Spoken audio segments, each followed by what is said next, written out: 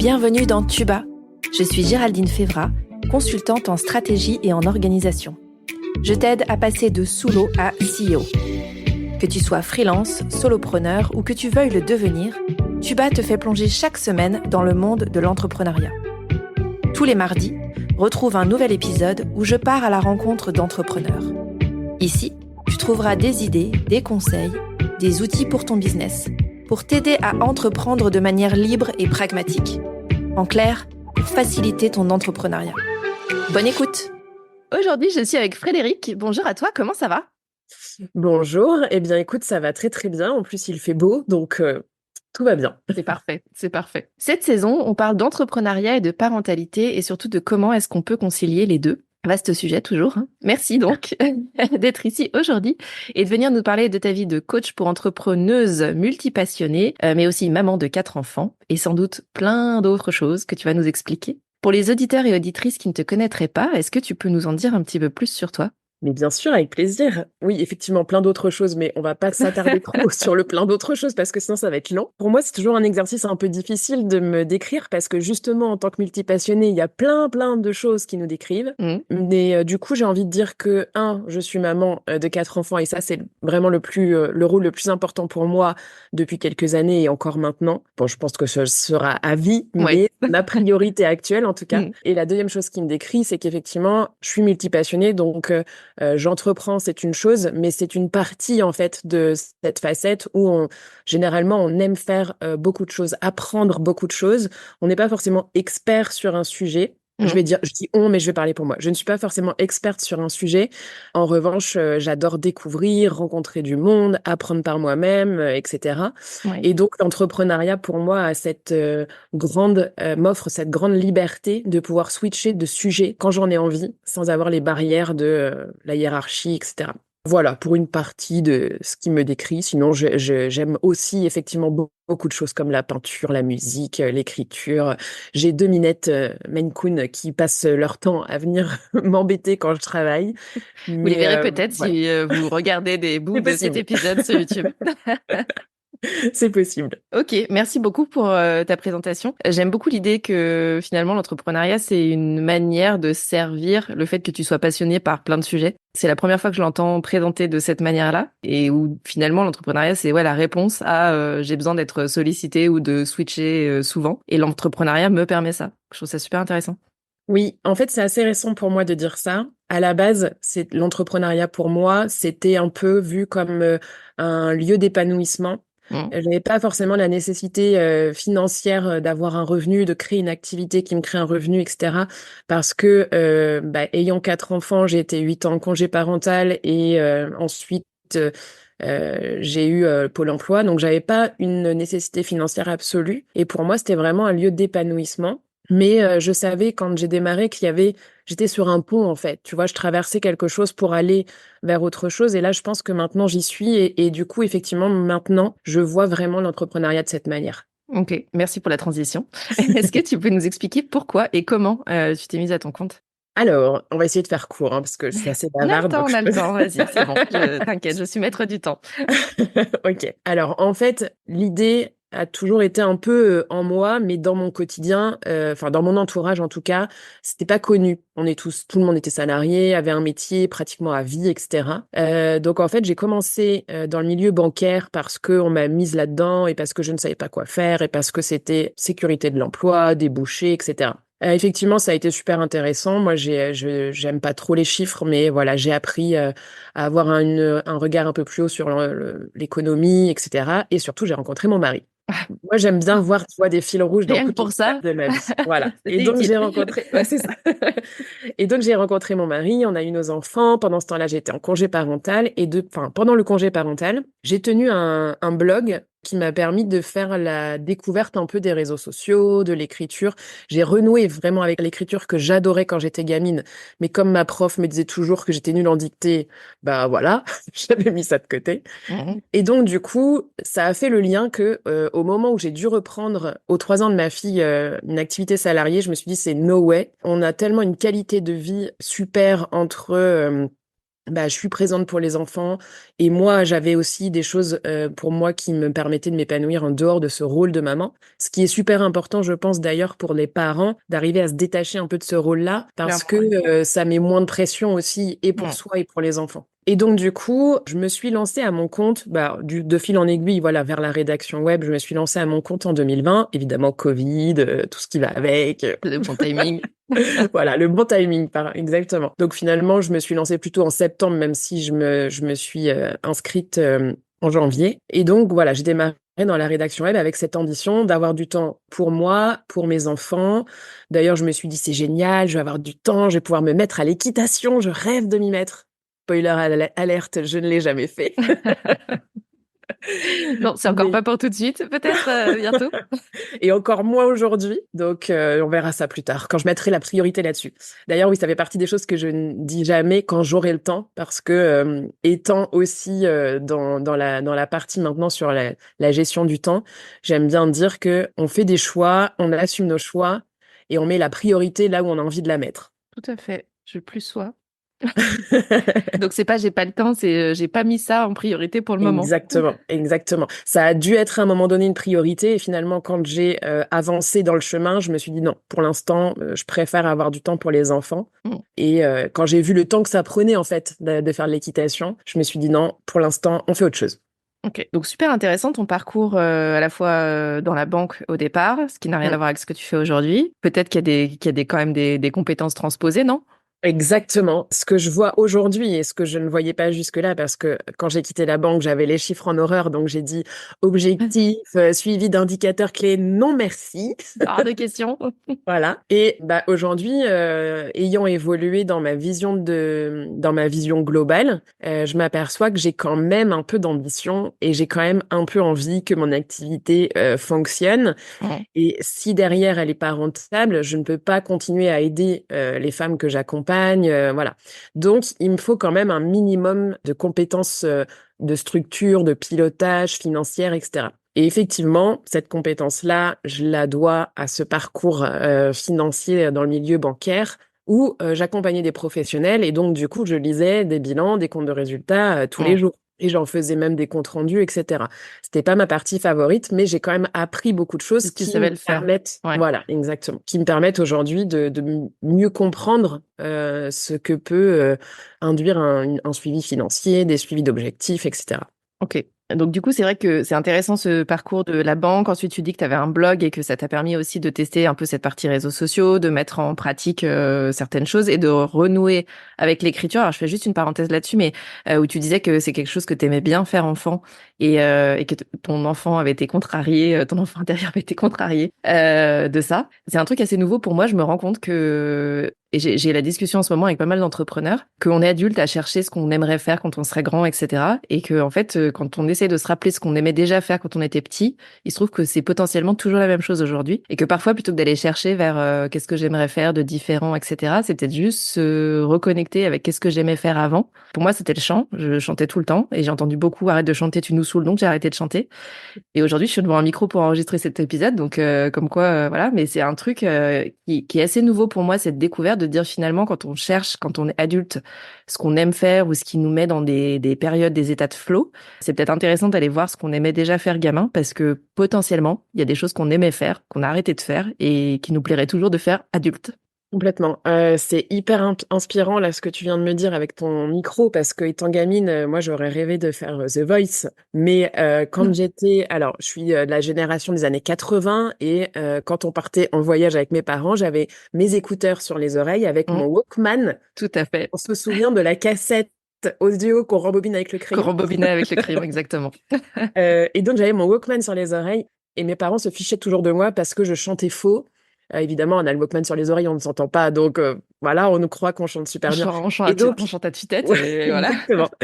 Et donc du coup, hyper intéressant ce que tu dis avec cette idée-là d'être derrière le micro. D'ailleurs, moi aussi, j'ai mon petit micro et possiblement, j'ai très très envie d'avoir un podcast. Donc, c'est hyper intéressant ce que tu me dis. Et d'autre part, effectivement, je suis complètement d'accord avec cette idée de renouer un peu avec cet enfant intérieur parce qu'on avait l'innocence de pas avoir trop de barrières, Mm. et d'aller en fait le plus loin possible dans nos réflexions et dans notre imagination. Après, moi, petite, je sais que je voulais récupérer tous les chats errants du quartier, les héberger chez moi. Je voulais être vétérinaire, je voulais être océanographe, je voulais nager avec les baleines. Bon, j'en suis loin, hein. Mais j'ai quand même des animaux à la maison. J'ai quand même deux Ouais. chats à la maison. Mmh. Donc, bon, finalement, on est un petit peu, on se rapproche un petit peu du truc. Ouais. Mais oui, complètement d'accord avec toi.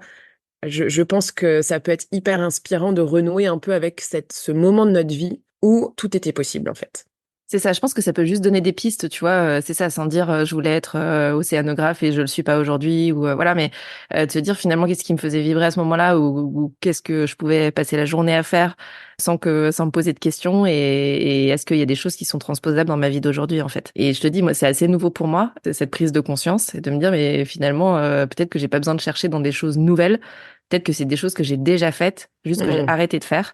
Parce que, en effet, c'est ce que tu disais, hein, les croyances, les inventions, les retours de fais pas exactement. ci, pas ça, etc. Donc plein de filtres, en fait, un millefeuille de trucs qui fait qu'on le fait plus. Et où je trouve ça intéressant, en fait, juste de se poser la question quand on cherche, peut-être si les gens qui nous écoutent sont dans une recherche, de se dire est-ce que qu'est-ce que je veux faire quand je serai grand ou grande, et est-ce que je suis obligée d'aller vers des choses nouvelles? Eh ben pas tout le temps. Peut-être qu'il y a des choses qui peuvent ne pas être nouvelles, mais qui peuvent être quand même hyper kiffantes. Ouais, ouais, complètement. Et du coup, pour aller plus loin dans cette réflexion, étant donné que c'est nouveau pour toi, Mm. tu as l'impression que qu'est-ce qui aurait pu t'ouvrir en fait à cette perception-là? Qu'est-ce qui a déclenché le fait que tu puisses penser ça? Et comment tu structures un peu ta pensée pour te dire ah oui, je me souviens de ça, etc. Parce que moi, j'ai l'impression que j'ai des souvenirs qui me reviennent, tu vois, de temps en temps, parce que quand je fais quelque chose, je me revois le faire étant gamine. Mm. J'ai pas nécessairement été chercher quelque chose. J'arrive à faire les liens aujourd'hui, mais je me souviens pas avoir été chercher quelque chose. Tu vois ce que je veux dire? Ouais, je vois. En effet, moi, j'arrive à faire les liens aussi aujourd'hui. Et il y a des trucs où je vais pas forcément, parce que je me rappelle pas de toute mon enfance, de plein de trucs, tu vois, mais c'est juste dans une conversation, je sais pas, en famille, on va dire, ah oui, parce que tu te rappelles, quand tu étais Mmh, petite, tu jouais avec Machine. Ah bah, j'ai revu Machine, maintenant elle fait ça, mmh, etc. Et de me dire, ah ouais, c'est vrai qu'on jouait ensemble, mais on faisait quoi quand on jouait? Ah ouais, bah, on passait des heures, tu vois, dehors à construire des cabanes, à faire des trucs, voilà, mais, ou à aller chercher des petites bêtes, à regarder, à observer les petites bêtes, etc. Et en fait, c'est plus dans la conversation, soit des conversations en mmh. famille, soit maintenant que mes enfants grandissent, ou eux grandissent en ville, ce qui n'a pas été mon cas, et où du coup, on dit, en échangeant avec eux, en fait, je me dis, ben voilà, nous, en tant que parents, on peut avoir des peurs sur le fait que tu ailles tout seul au collège, par exemple, etc. Moi, j'avais pas les mêmes craintes parce qu'on était à la campagne. D'ailleurs, ah tiens, qu'est-ce que tu faisais, maman, quand tu étais à la campagne, etc. Donc, c'est plus, tu vois, dans des discussions. Mmh. Et où finalement, je me dis, ah oui, bah, j'avais oublié que j'avais fait ça. J'avais oublié qu'on avait été à tel endroit, que j'avais fait telle activité, etc.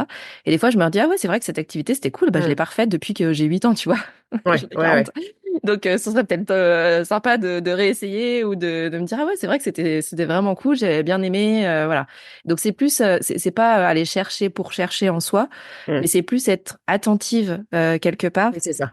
au moment où on va en parler, ou le moment où ça va ressortir, me dire, ah oui, c'est vrai, c'était ça, et de creuser, entre guillemets, à ce moment-là, dans quel état j'étais, enfin, voilà, si je le faisais quand on est gamin, si ça nous fait suer, on le fait pas, sauf si c'est une obligation des parents, mais c'est ce que tu disais, on est beaucoup sur la créativité, l'intuition, de dire, ah tiens, j'ai envie de faire ça, etc. Donc, je trouve ça intéressant de se remettre ces yeux, ces lunettes-là, peut-être, quand on est adulte, de Ouais. ce qu'on avait déjà enfant, c'est pas, on l'avait en nous, et de se dire comment est-ce qu'on réactive ça aussi de temps en temps, quoi.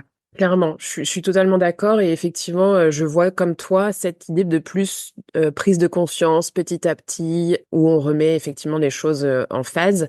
Mm. Et là, ce que tu disais dernièrement, ça me fait penser aussi que j'essaye, hein, on n'est jamais parfait, mais moi j'essaye beaucoup avec mes enfants de pas justement les brider sur des choses qui me disent. Par exemple, je sais que mon grand garçon adore dessiner. Mon deuxième va absolument être boulanger-pâtissier. Donc en fait, on lui a expliqué, par exemple, que les horaires étaient pas faciles. Il aime beaucoup diriger. On lui a dit attention, si tu veux faire de la boulangerie-pâtisserie, il va falloir écouter ton chef avant d'avoir ta boulangerie. Mon premier qui adore dessiner, je lui ai jamais dit non, c'est nul, machin. J'ai essayé de le diriger vers qu'est-ce que t'en penses ou comment tu peux améliorer si tu as envie d'améliorer, Mm. etc. Parce que j'ai trop ça me reste effectivement ce genre de choses de te brider un peu dans ta créativité ou dans ce que tu voudrais faire. Et voilà. Et après, je sais que c'est jamais parfait et que de toute façon, nos mots sortis du contexte peuvent parfois avoir un poids alors qu'on voudrait pas Mm. qu'ils en aient. Mais je trouve ça super important effectivement, maintenant que, en étant maman, je vois le fait que ça peut être super important d'essayer de porter un peu, même si nous, ça nous paraît complètement à côté de la plaque, d'essayer de porter un peu les enfants dans leurs rêves, dans leurs ambitions. Clairement. Et je trouve que, alors, du coup, je te pose la question, est-ce que tu trouves que l'entrepreneuriat aide à ça, en fait? Est-ce que Hmm. tu as de la dispo, en fait, pour ça? Est-ce que ouais, ça t'aide, en fait, dans cette logique-là, justement? Ouais, super question. Et je pense que c'est pas lié à l'entrepreneuriat, c'est lié à la manière dont j'entreprends, tu vois, à la Ouais, manière dont je vois les choses.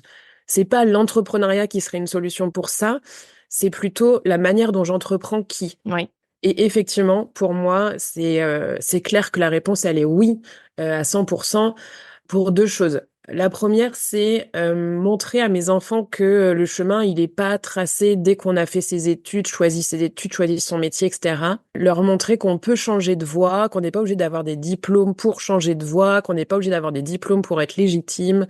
Leur montrer qu'on peut faire ses propres choix. Après, effectivement, il faut une certaine réflexion derrière, voilà, mais j'ai vraiment envie de leur montrer ça parce que je pense que moi, d'ailleurs, ça m'a pesé étant gamine ne pas savoir quoi faire, en fait. mm, On me pose la question en troisième, on me pose la question au beaucoup. collège, au lycée, enfin, voilà. Les réunions de famille, c'est là, qu'est-ce que tu veux faire plus Qu'est-ce que tu veux tard? faire plus tard? J'ai 8 ans, qu'est-ce que j'en sais? C'est ça. Et du coup, je me dis, je pense que ça m'est resté et je me dis que pour moi, entreprendre, c'est vraiment une manière de leur montrer ça.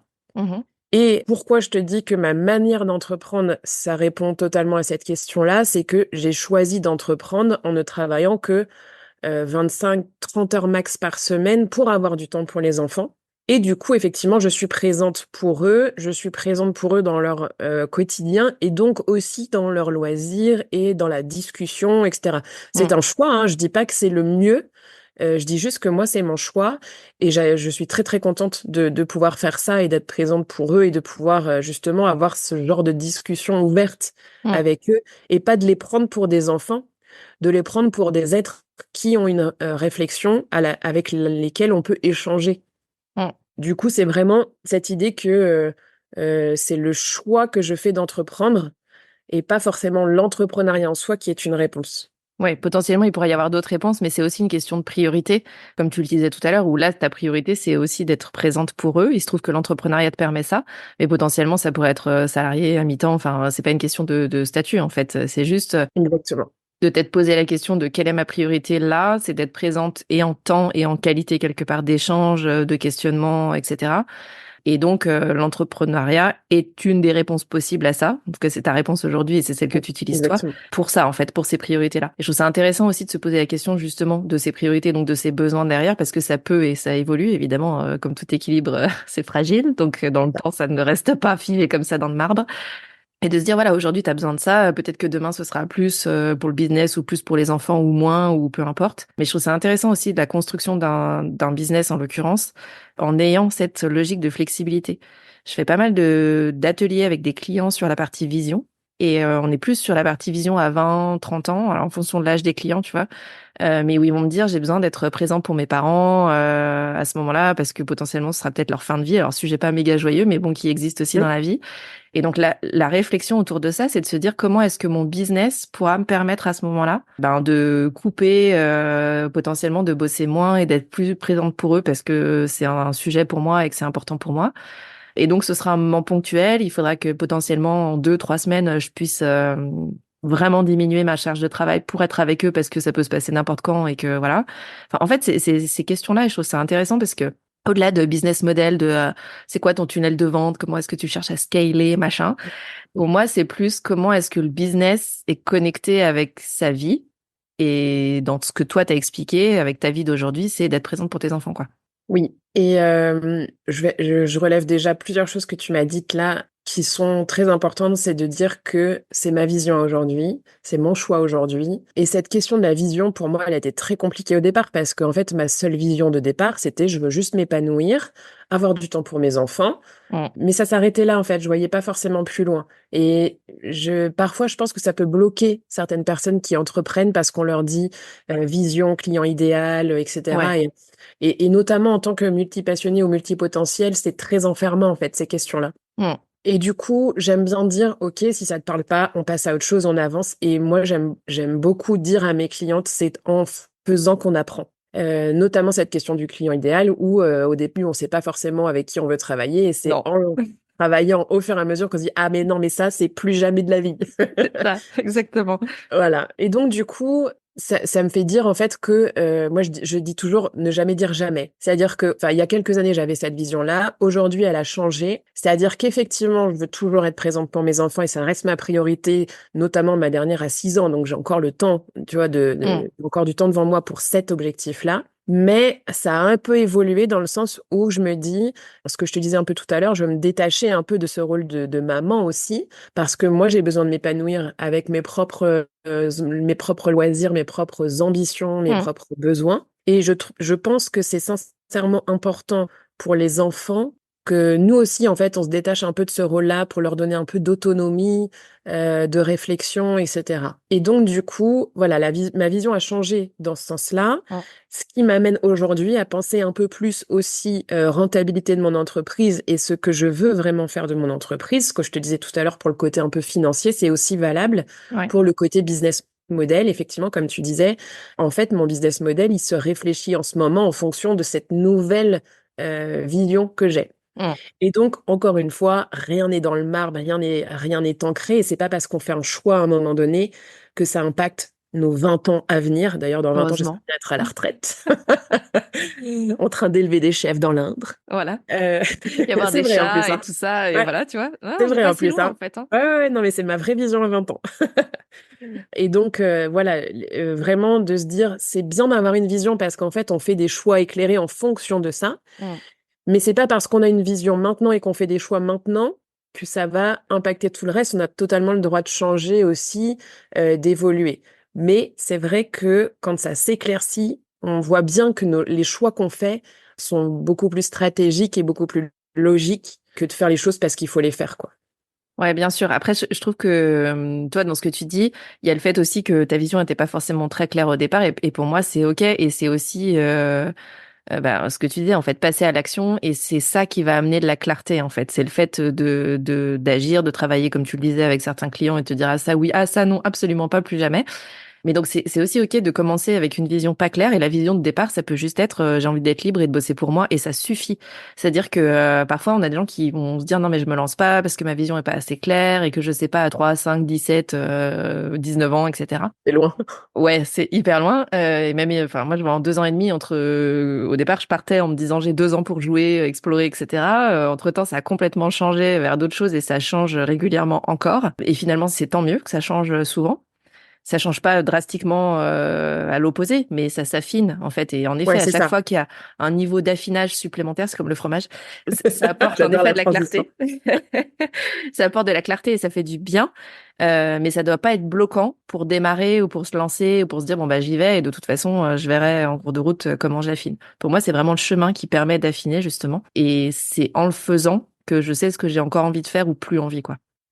Ouais, clairement. Et il y a tellement de choses en fait qui peuvent nous bloquer que c'est juste se rajouter une couche. Ouais. Il y a que ceux qui ne font rien, il y a que ceux qui jouent pas au loto qui ne gagnent pas. Donc, en fait, clairement, on se met cette pression. Alors, il y a beaucoup de choses qui mettent la pression, et notamment les réseaux sociaux, je pense, la comparaison avec les autres, la pression sociale de tu dois faire, la pression sociale de la réussite, Mm. notamment cette vision. Je pense que tu as déjà entendu cette question aussi autour de toi. Mais ça marche ton truc? Ouais. La Ben, fameuse. en fait, vu que moi, mon niveau de ma mesure de la réussite, c'est mon épanouissement, ben oui, ça marche en fait. Mm. Oui, ça marche. Et je pense que c'est pas évident au départ parce qu'on veut montrer qu'on sait faire, on veut montrer qu'on est capable, on veut même Ouais. montrer qu'on sait faire seul.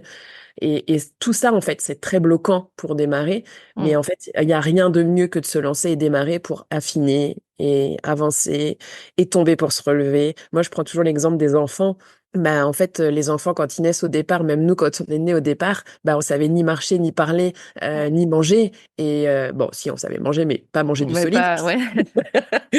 Et voilà aujourd'hui où on en est. Donc, en fait, moi, je trouve que j'aime beaucoup faire ça aussi dans ma communauté, c'est de faire le bilan mensuel, la planification trimestrielle, parce que c'est des moments où tu t'aperçois du chemin que tu as parcouru Mm. Et d'autant plus quand tu fais l'annuel, parce que là, tu te dis, Ouais, c'est waouh, au mois clair, de tu fais janvier, tout ça j'étais cette loin année. de ça. Mm. Et en fait, c'est hyper important pour nourrir la confiance en soi et voir le chemin parcouru, voir qu'on a été capable de faire tout ça et qu'on est encore capable de faire plus. Et ouais, amasser toutes ces petites pierres précieuses sur le chemin au fur et à mesure, les conserver dans la petite boîte et rouvrir la boîte de temps en temps pour se dire, oh là là, ça brille là-dedans. Clairement. Parce qu'on a, je pense Beaucoup qu'on a, cette idée de pierre ouais. précieuse. Ben, tu vois, je viens d'y penser là, mais du coup, je vais la garder aussi. Tu parlais du coup de ta transition quelque part de salarié vers entrepreneur. Est-ce que tu as fait des formations ou est-ce qu'il y a des choses qui t'ont aidé pour faire cette transition justement? Vaste sujet. En tant que multi-passionné, multipotentiel, aujourd'hui, j'ai envie de te dire que je me rends compte maintenant, en fait, que j'avais pas besoin de tout ça. Mais oui, oui, oui, oui, je me suis surformée. J'ai acheté des formations. Ayant le Pôle emploi au départ, en fait, je me suis dit, OK, tout ce que je gagne, je le réinvestis. Mm.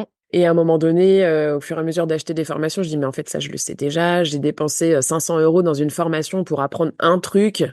Bon, OK, que j'aurais pu apprendre autrement.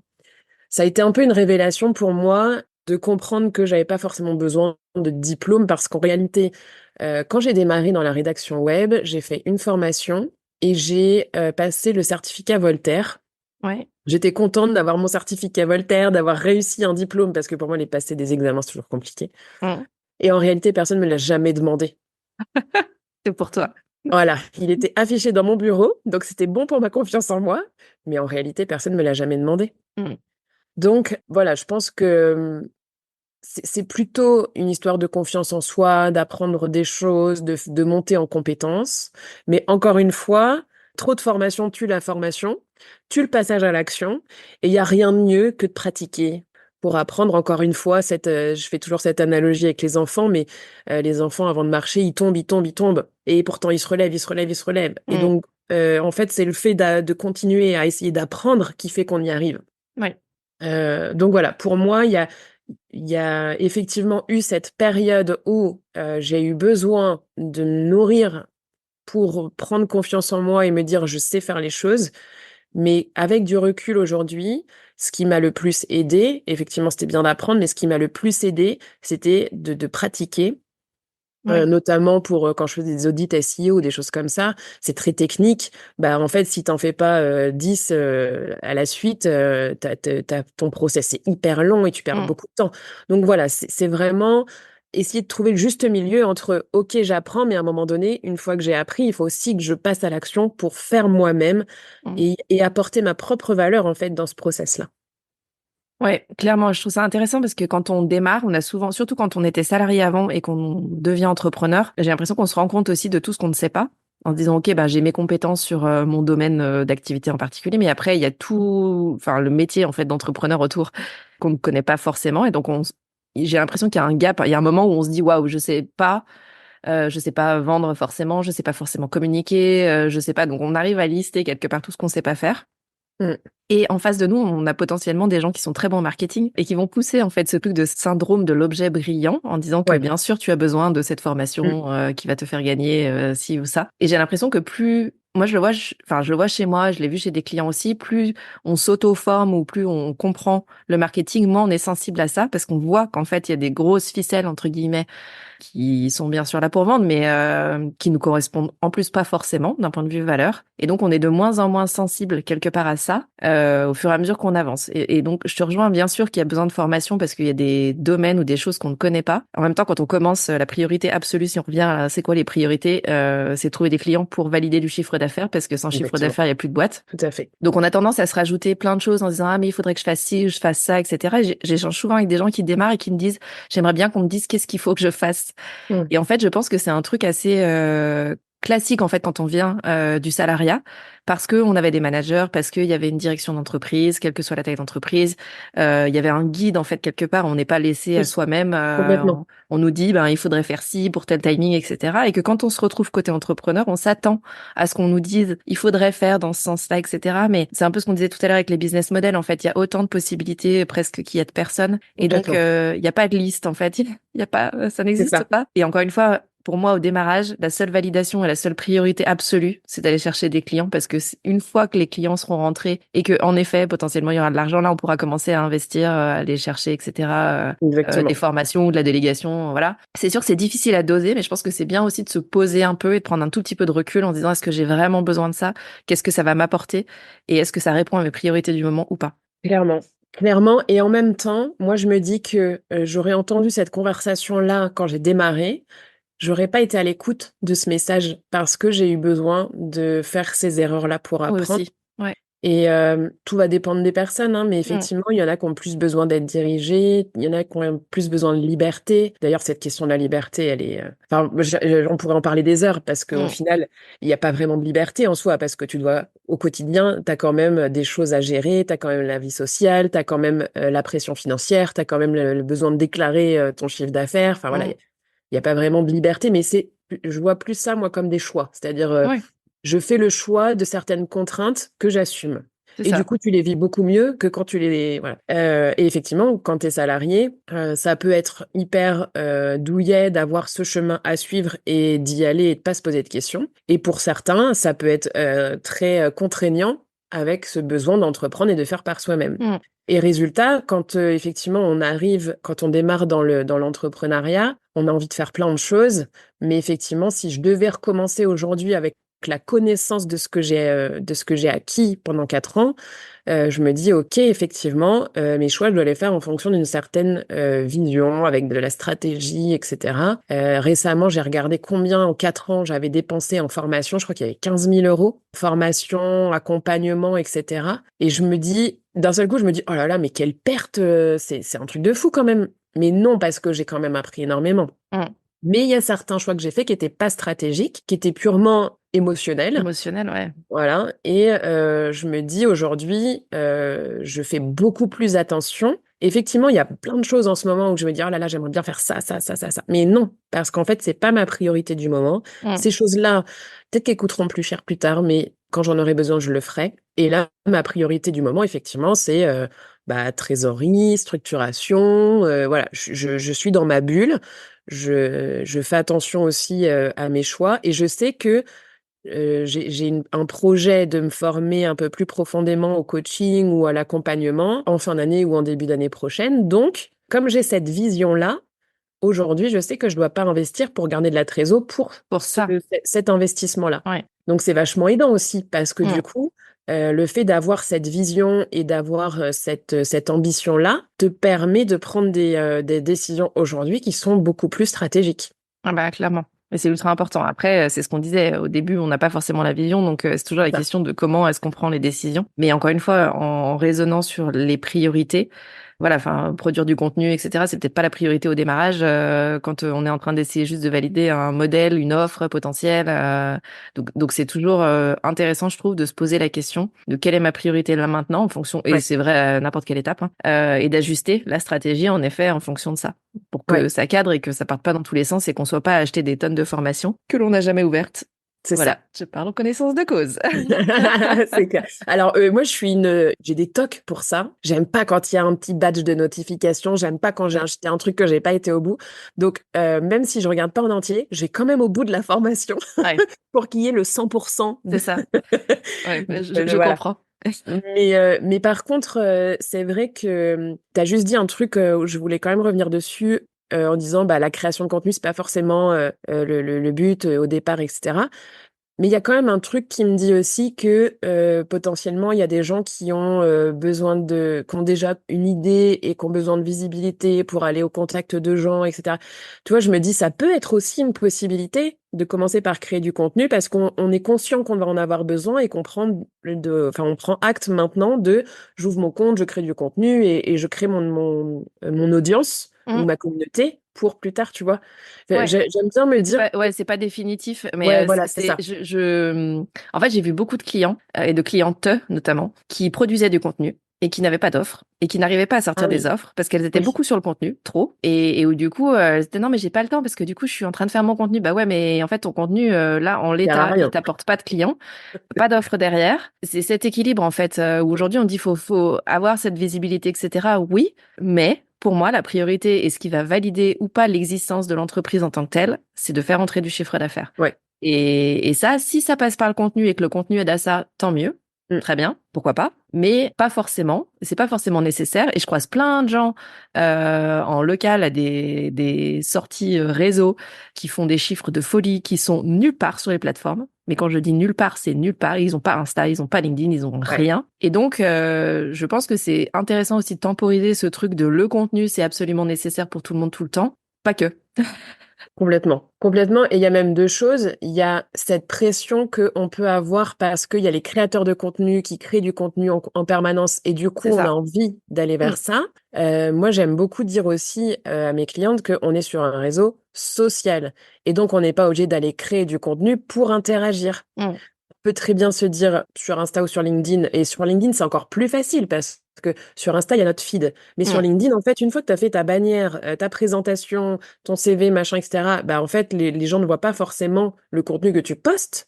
Ils voient vraiment ta page d'accueil. Donc, c'est encore plus facile sur LinkedIn de ne pas aller publier du contenu, mais d'aller interagir avec une cible potentielle, avec son réseau, Clairement. avec des partenaires, etc. Donc, moi, j'aime bien dire, OK, si ta priorité, c'est de trouver du client, et ben dans ces cas-là, fais en sorte que si tu n'as pas envie de créer un site internet parce que tu n'as pas les moyens, parce que c'est trop, parce que machin, tu veux pas créer un podcast, une chaîne YouTube, OK. Mais dans ces cas-là, fais en sorte que ton réseau social, ce soit une vitrine et pas de pression sur la création de contenu. Donc ça, c'est une chose. Et deuxième chose, c'est pas parce que tu crées du contenu que tu es obligé de poster tous les jours. Je dis toujours, il y a l'algorithme et il y a ton rythme. Il faut être conscient des règles. Mais après, il faut être conscient aussi de tes besoins, de tes règles du jeu à toi. De ses capacités, etc. Clairement. Exactement. Et donc, du coup, tu sais que si tu veux être visible, tu peux poster tous les jours, faire des réels, etc. Enfin, je parle d'Instagram, là, du coup. Ouais. Mais voilà. Mais en réalité, si ça rentre pas dans le cadre de tes valeurs, tes objectifs, tes ambitions, etc., bah, poste une fois par semaine ou une fois tous les 15 jours, en fait, juste pour faire ta page d'accueil. Et puis après, fais une routine d'interaction, va au contact des gens et là, va vraiment créer un lien qui va te permettre d'avoir cette relation de confiance qui t'amènera potentiellement des clients. On a dévié un peu. Oui. C'est pas très grave. On est plus sur la parentalité, là. C'est ça. Je voulais revenir sur au moment où tu as lancé ton entreprise et que donc tu avais déjà des enfants. Est-ce que tu as eu des challenges particuliers ou des choses où tu t'es rendu compte que c'était pas exactement ce à quoi tu t'attendais? Elle est pas évidente pour moi, cette question, parce que je vois souvent des mamans se lancer dans l'entrepreneuriat, mais des mamans de jeunes enfants. Et là, en fait, clairement, pour moi, le point noir, c'est la fatigue. Parce que la fatigue, t'arrives plus à réfléchir correctement, t'arrives plus à prendre de la hauteur. Émotionnellement, c'est compliqué. Moi, quand j'ai démarré, en fait, mes enfants étaient déjà grands. Enfin, ma fille avait 3 ans. Elle n'était pas très, très grande non plus, mais elle savait quand même déjà parler. Il y avait une certaine autonomie. Oui. Donc, moi, j'ai la sensation aujourd'hui que c'est plus facile pour moi dans le sens où, quand je me suis lancée, les enfants étaient grands et aujourd'hui, 4 ans après, je leur dis, bah, la porte du bureau, elle est fermée, ou je suis dans le bureau, même si la porte est ouverte, parce que j'aime bien la laisser ouverte quand même. Si je suis dans le bureau, ne venez pas forcément me voir, attendez que j'ai fini, par exemple. Ouais. Bon, après, ils sont toujours impatients, il y en a toujours un qui rentre, hein, mais je veux dire, la communication, elle est plus Ouais, facile. c'est plus simple tu vois. qu'avec des petits qui comprennent pas la logique du je suis dans le bureau, ne rentre pas en fait. Exactement. Mais il y a quand même eu, à un moment donné, ce truc de t'as passé 8 ans avec nous, et là, d'un seul coup, tu travailles. Pourquoi t'es obligé de travailler, en fait? Et donc, du coup, il y a quand même eu, à un moment donné, une petite discussion sur, bah, en fait, moi, j'ai envie de travailler parce que j'aime ça. Et j'étais contente de leur dire ça, du coup, parce que j'étais pas dans une obligation de faire les Oui, choses. c'est ça. Ouais. Mais voilà, je fais quelque chose que j'aime, ça me fait plaisir d'être là, j'aime bien être là. Donc, laissez-moi un petit peu cette liberté-là. Et promis, en contrepartie, je suis là le mercredi, je suis là toutes les vacances scolaires. Et je leur rappelle déjà très régulièrement que pendant les vacances scolaires, ils sont à la maison. Ils n'ont pas l'obligation de se lever tôt le matin pour aller soit chez papy-mamie, soit au centre socio-culturel ou au centre social, enfin, je sais plus comment ça Centre s'appelle. aéré. Centre aéré, voilà. Mais et surtout qu'en plus, ils avaient eu une expérience qu'ils n'avaient pas aimée, donc voilà. Donc je leur rappelle quand même régulièrement ça, et c'est des enfants, donc il faut le rappeler régulièrement. Mais pour moi, ça reste quand même plus facile à gérer ça que un tout petit. Moi, je suis en admiration devant des femmes qui se lancent avec un bébé, quoi. et qui gère tout, pas toute seule parce que c'est pas forcément toujours le cas, mais qui gère quand même beaucoup de choses de la maison, plus leur entreprise. Mmh. Mais retour à ce qu'on disait tout à l'heure, en fait. Du coup, c'est quoi les besoins du moment? Peut-être qu'en effet, quand on a moins de sommeil et que ben, le business, c'est peut-être pas la priorité ou en tout cas pas pareil que quand ils sont plus grands, c'est comment est-ce qu'on réadapte potentiellement pour que justement les besoins vitaux C'est soient ça. couverts et que ensuite, ben, potentiellement, il y ait en effet le développement de la boîte ou comment est-ce qu'on a un business model qui fait que ça tourne sans nous, entre guillemets. Ou en tout cas pour partie, et que ça nous permette d'avoir du temps sur autre chose, soit pour soi, soit pour des enfants petits. Mais c'est encore là, pour moi, une question de réadaptation, d'écoute aussi, encore une fois, du besoin, et de se dire, c'est pas figé dans le marbre. Donc, ce qui est vrai aujourd'hui, peut-être que je suis frustrée aujourd'hui de faire que 10 heures par semaine pour mon business, mais c'est aussi temporaire.